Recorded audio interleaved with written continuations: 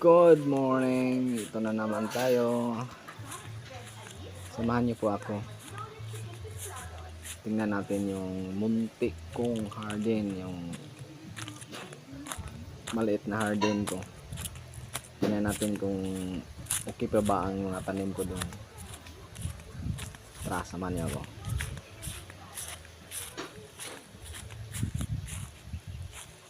Yan. Wala pang bunga. Ito na naman tayo.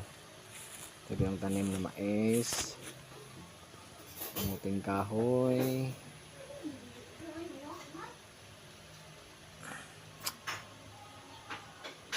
yun pa yung iba, tama, kamalunggay, tapos okra,